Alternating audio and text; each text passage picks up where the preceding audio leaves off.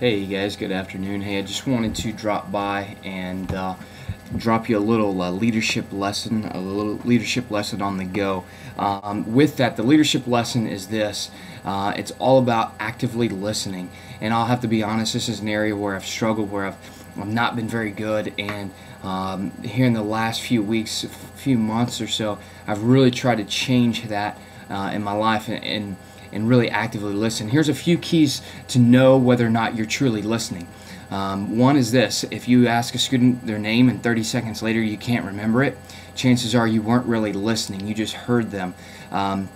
Another thing is this: you're really not truly actively listening when you're trying to think of a response while they're still talking. You're trying to figure out ways to fix their issues or fix their problems or give them advice before they even ask for it.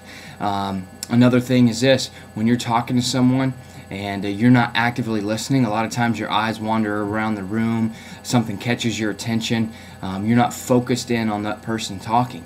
Ultimately, a lot of our students, they've got a lot of issues going on, and one thing that they desire, I believe, more than just about anything, is not necessarily someone to fix their problems, but ultimately they desire an adult, someone who actually cares.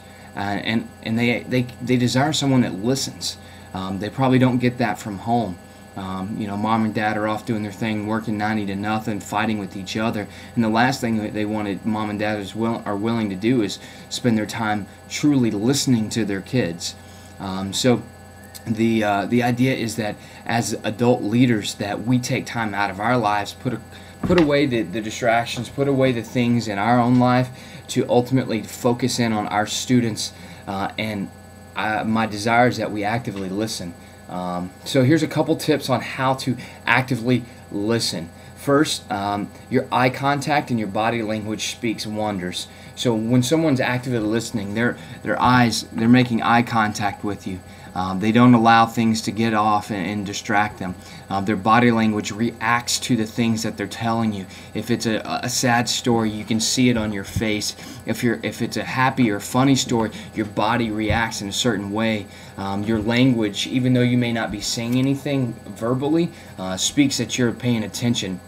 Another thing is allow the student to completely finish their thought and their conversation before you respond. Because sometimes we jump to the conclusion that they want advice, or that they want help, or they want this or that, when ultimately they just wanted us to listen. So allow the student to completely finish talking before you ever make a suggestion or you say something. Again, stay focused on them.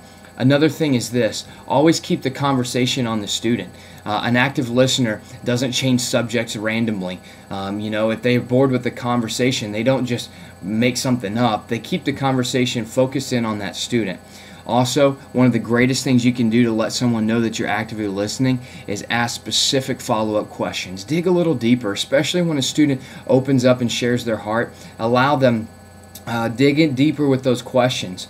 Peel back some of those layers, but you can only ask those good questions if you're truly actively listening. So my challenge for you is look over James chapter 1 verse 19, memorize that, think about that, meditate on that, and ultimately be an active listener. So that's the leadership on the go. I hope you enjoyed it, and I hope you can put that into practice. I will see you Wednesday night, 15 minutes early, 6:45. Be there, be square. Peace out.